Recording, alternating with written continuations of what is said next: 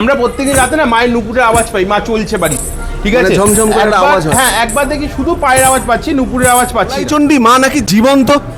জীবন্ত একদম। কারণ হচ্ছে গিয়ে প্রত্যেক দিন, ঠিক আছে, মা সকালবেলা গঙ্গায় স্নান করতে যায়, ঠিক আছে, এরকম প্রচুর উদাহরণ আছে। মানে কোন সময়? মানে ব্রহ্ম মুহূর্তে? লোকাল লোক আছে যারা দেখেছে। কটার ঠিক সময়? আছে, ব্রহ্ম মুহূর্তে, সূর্যোদয়ের 48 মিনিট আগে। আচ্ছা। ঠিক আছে, চান করতে আমরা প্রত্যেক দিনই প্রায় মায়ের পায়ের ছাপ দেখতে পাই যখন আমরা মন্দির খুলি মুছি, কারণ আমরা নিজেদের হাতে মন্দির পুছি, ঠিক আছে।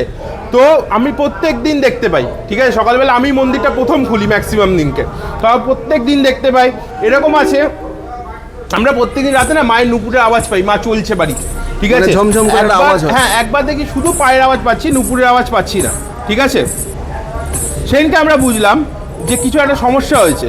তো পরের দিন দেখলাম মায়ের নুপুরটা ভেঙে গেছে, ঠিক আছে। একবার বাবা বাইরে, ঠিক আছে, বাবা কাশ্মীর না কোথায় গেছিল, আমাকে ফোন করে বলে আত্মা একটা সময় মন্দিরে যাও। আমি বললাম কেন, মন্দির তো বন্ধ, ঠিক আছে, বলছে না গিয়ে যাও, কোনো একটা সমস্যা হয়েছে।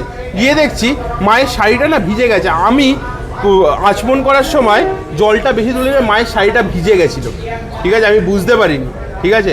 আমি কিন্তু এসে রাত্রিবেলা মায়ের শাড়ি চেঞ্জ করেছিলাম, মা কিন্তু বাবাকে জানান দিয়েছিল। মানে আপনারা বুঝতে পারেন মা কখন কি চায়? আমি কেন, তুমিও বুঝতে পারবে, তুমিও চাইলে বুঝতে পারবে। মাকে ডেকে দেখো মন থেকে, তুমি বুঝতে বাধ্য, 100% বুঝতে পারবে। আচ্ছা, দেখছি অনেকেই আসছে এই অসত্য গাছের তলায় জল দিচ্ছে। হ্যাঁ, আমার ঘটিতে এই ঘটের ওপর যদি জল দেওয়া যায়, ঠিক আছে, তাহলে কিন্তু নিজের সংসারে শান্তি ফেরে, ঠিক আছে। বট গাছে দেখছি সবাই চুনরি বেঁধে রাখে। ওইখানে চুন্নি বেঁধেছে, মনস্কামনা, অনেকে সাদা কাগজে লাল কালি দিয়ে নাম করতো, নীল কালি দিয়ে মনস্কামনা জানানোর পরও ওখানে মাকে করে বেঁধে যায়। তুমি দেখলে কিছুক্ষণ আগে একজন খুলে গেল, তার মনস্কামনা পূরণ হয়েছে বলেই খুলে গেল। জয় মা ওলাই চণ্ডী। জয় মা চণ্ডী, জয় মা চণ্ডী।